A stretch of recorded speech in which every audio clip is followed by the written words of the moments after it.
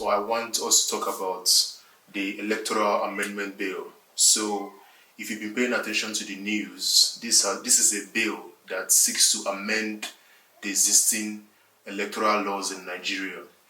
And another thing that happened as well was that the president refused to sign the bill that was sent to him from the National Assembly. And so what I want us to do in this video is to go through. I'm going to explain to you what the bill intends to do and why, or the reasons why people feel that the president didn't want to sign the bill. And also I will talk about why this bill is very important to our cause to change Nigeria and make Nigeria better.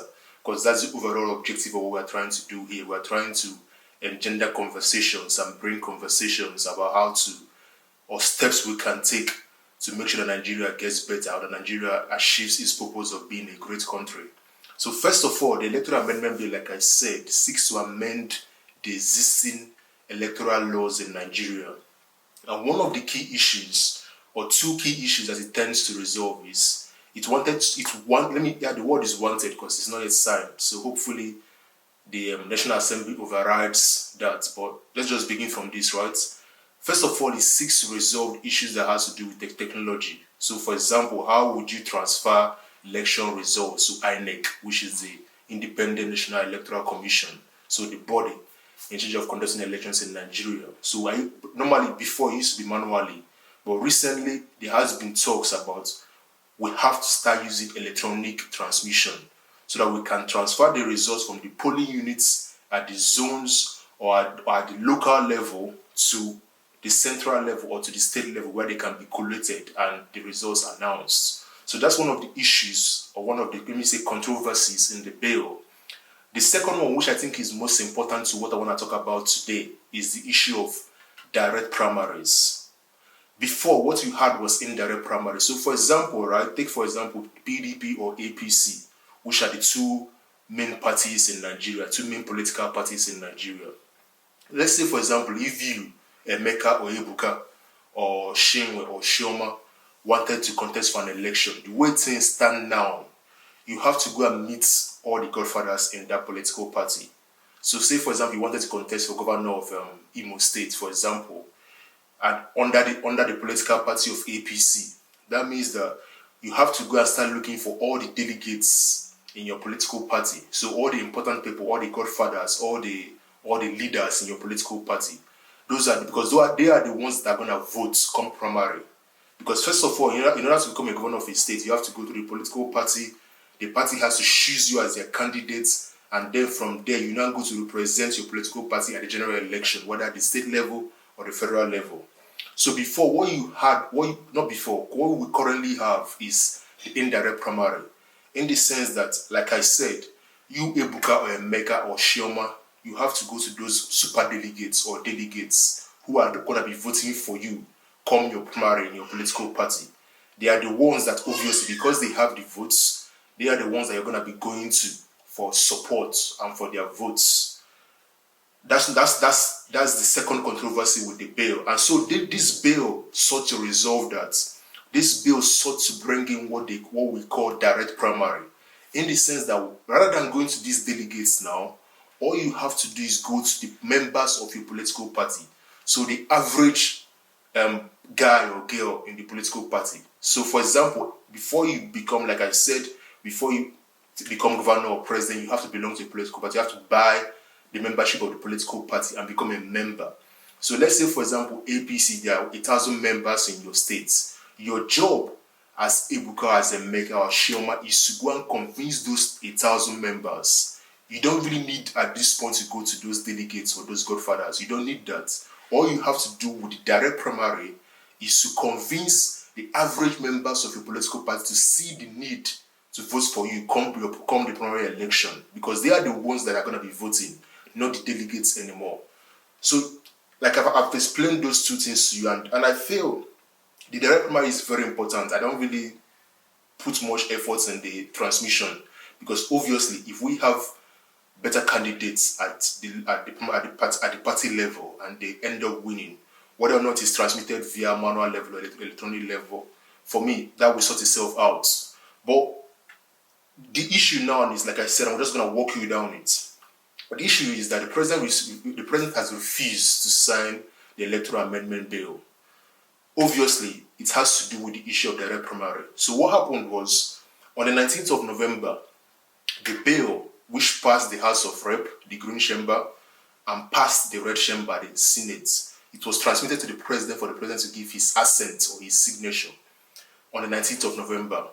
Before the president went to Turkey, I think that was last week, he didn't sign it, and the bill was supposed to expire the next day or the next 2 days. So later he came out and gave his reasons for not signing the bill, which for me I found pathetic because, yes, according to reports, he asked the Attorney General and he asked INEC to advise him on whether he should or should not sign the bill. Now, INEC advised the president to sign the bill because, of course, there is no argument against not having direct primaries. There is no argument against not electronically transmitting your votes. But the AG, in the person of, what's his name? I've forgotten his name, but AG to the Attorney General of Nigeria or Federation advised the president not to sign the bill because it was going to sow confusion. Going on, what I think that should happen is the National Assembly and the House of Reps have the power, according to Section 58, subsection 5 of the 1999 Constitution, to override the president. So what they can do is, since the president has refused to sign the bill, what the National Assembly can do and the House of Reps can do is to override that with a 2/3 majority. So long as they have a 2/3 majority, the bill can still become law without the president's signature. However, obviously, the Senate President Ahmed Lawan and the House of Reps Speaker Femi Bajamila, they all come from the president's political party, so it would be foolish to expect them to override the president. The reason why I think this is important, which for me that's the bulk of this video, is because the direct primary allows you and I. So, like I said before, the average guy in Nigeria, whether it's Emeka, it allows you watching this video to contest for an election and have the chances of have a higher chance of winning. So, like I said, you don't need to go to these godfathers anymore. All you have to convince your fellow party members to see reasons with you on why they should vote for you and why you are the best candidate for them. So, like I said, for example, when I was contesting for SUG president, I remember my friend and I Progress, we had to buy cantons of wine to take to godfathers in the university that we felt were important in the system. Yes, we still went to the students, of course, at a later stage. But the initial stage, we had to convince these guys, oh, please give us your support, give us your votes. Now, maybe you may have to do that still with the direct primary. However, it now takes away the focal point or the focus from the delegates and gives that power to the party members. So, like I said, the advantage is that you, Emeka, you, Shoma that is watching this video now, it allows you to go to your political party members to canvass for their votes, and hopefully, if you get their votes, you can become the flag bearer of the political party and contest for governor, president of House of Rep or Senate. So that's one advantage. The second advantage is that obviously it takes away power from the political godfathers. The problem we have in Nigeria is that we have neo-patrimonial godfathers who have been keeping Nigeria down. These people are the people who select people that are going to become governors. They select people that are going to become House of Rep members, National Assembly members. And this amendment bill seeks to take away their power, or this issue of the direct primary takes away the power from the delegates and gives it to average members of the political party. Which means that you no longer, like I said, I know I'm repeating myself, but I think it's important for us to understand why this is crucial. It means that you don't even need to have so much money. You don't need to go and convince the godfathers of the political party or of the country. All you have to do is to convince your fellow person, your fellow political party member to see reasons with you and to vote for you. So obviously that gives power back to the people. The average people now have the power. Let me throw out an example. This is the third advantage I feel I believe that this amendment bill has, which is that it allows outsiders to come into political office. So take for example America, right? For the first time in a long time, we had an outsider in the person of President Trump. Now I don't I don't really know what your opinions are, but that's not what I'm here to talk about. But the point is, an outsider was allowed to come into the Republican Party and win the candidacy of the Republican Party. The same thing can apply here as well. An outsider that loves politics, that loves to see change happen, that loves leadership, that wants to see positive change happen in Nigeria, can also come in and take over the APC or the PDP and run and win. Because that outsider doesn't need to go to these delegates anymore. All he has to go to, all he needs to do is to convince average members of the political party to see reasons with him and to vote for him. So it allows you and I, it allows people like you and I that love politics, that want to see change, to come into politics in Nigeria and affect change and affect development or growth in Nigeria. The final thing the final advantage that this has to offer is the way the system is built now, which, like I said, you have to go through delegates to get votes in a political party. It makes it difficult for you to have exceptions to the rule. So an example again is Trump. Trump was an exception to the rule. You know, a billionaire comes into political party, into the Republican Party, he wins the candidacy, he becomes president. It is very difficult for you to find that happen in Nigeria, because such a billionaire will have to start going to the delegates, and the delegates may find him proud. They might find him to be obnoxious. They might find him not to be loyal to them. You know, so it allows people like you and I, outsiders, to come into the political party and to win. So, in conclusion, why I feel that this is important, and I don't know why, for some reason we're not talking about it enough, but I hope that this can stir up the conversation and we can start talking about this bill, is because if we're going to move Nigeria forward, this is it. You know, these are the things that we need to start doing.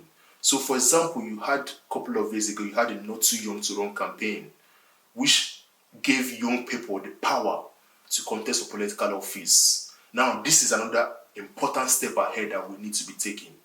This is why I think all the EndSARS brouhaha, all the movement around EndSARS, these are the crucial concrete steps that we can take to ensure that Nigeria gets better. Because when you have direct primaries, when you have people getting elected at the party level, or getting selected, at the party level, based on not because they know this or that delegate or this or that godfather, simply because what they have to offer is good. Because if you're going to convince your fellow party member, you're convincing him because, okay, I have a better plan for my state or for my country, so please vote for me, don't vote for this other guy. Vote for me because of this A, B, C, D. So that begins the steps, or this little by little steps we can take to make Nigeria better. So I don't know what you think about this. I don't know if you think that the indirect primary was better. I don't know if you think that this issue of direct primary was better. But let me know your opinion. Let me know your thoughts. I believe that this is something that I hope that the National Assembly can override the president on. They have the power to do so, like I said, from Section 58, subsection 5, to override the president and for the bill to become law. Because we need to, at some point, start talking about concrete steps that we can take to make Nigeria better. This is one of those concrete steps. So once again, guys, please don't forget to like this video. Don't forget to share this video. Don't forget to comment. Let me know what you think. And please, the only way we can increase our audience is by you sharing this video and by you subscribing. Thank you so much for listening, and God bless.